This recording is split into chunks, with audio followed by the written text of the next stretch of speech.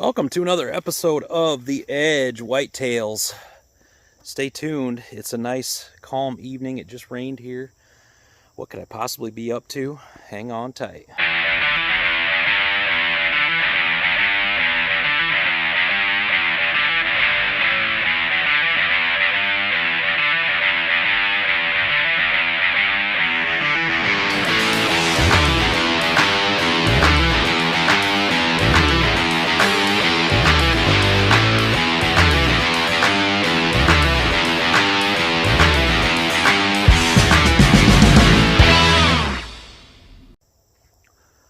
All right, welcome back. As you can see, I'm fresh from the CNC shop, but I have the perfect conditions to do what I decided to come in and do this evening.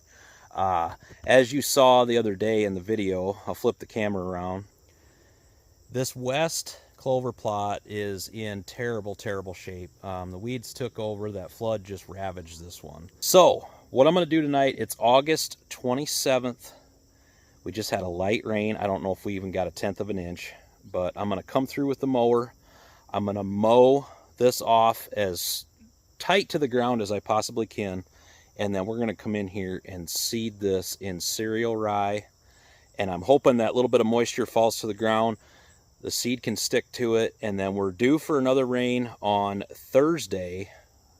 Last I saw is 70% chance, I think. So due for another rain on Thursday, and that'll help pack it in, get that seed to soil contact. So stay tuned. I'm gonna get this mowed up, and then I'll check in with you and show you the progress. We're gonna do this really fast tonight, and gonna go ahead and get mowing, and then we'll get to seeding.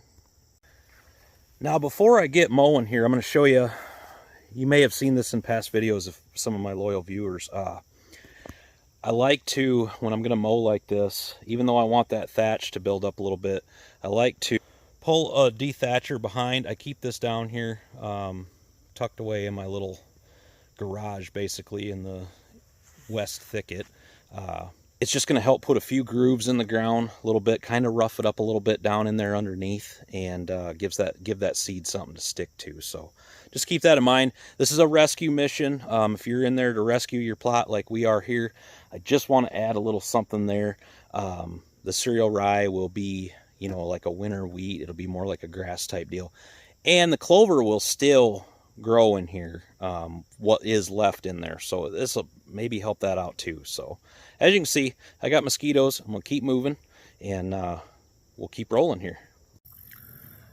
All right, so I have done my mowing, and as you're going to see, I'm pretty stoked about how this come out. There was actually quite a bit of clover down underneath, but that poor clover didn't stand a chance until them weeds had died this fall. So I'm going to flip the camera around. Now, as you can see, I scalped it really good, and I pulled that dethatcher behind. It opened up the soil a little bit. We got some moisture in there. We've got a really good thatch here. I'm going to go ahead and I'm going to get the seeder filled up.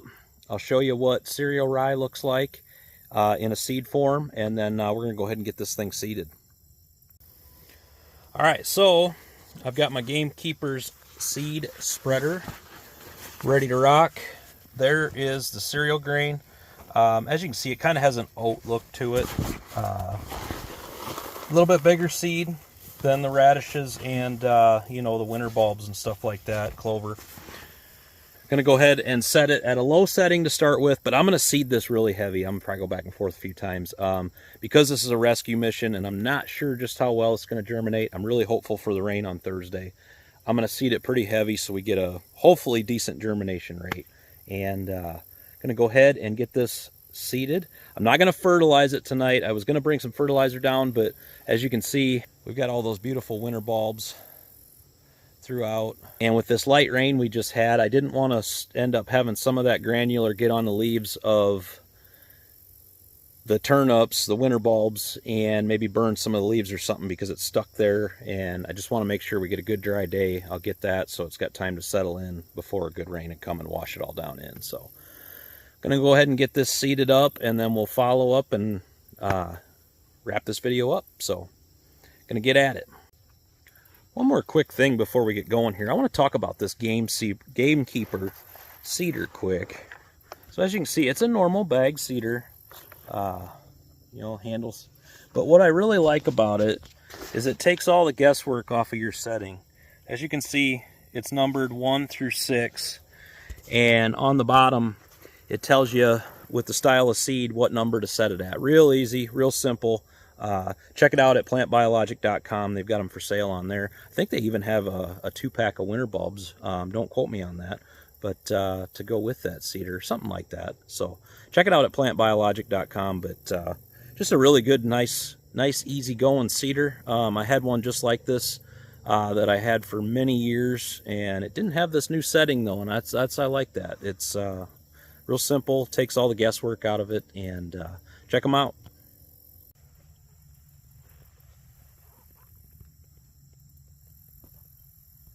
All right, so as you can see, pretty good seed to soil contact. I'm going to go ahead and take the Ranger, drive back and forth on this, and then I'm going to get the heck out of here on a Tuesday evening. Pretty pleased with how this went.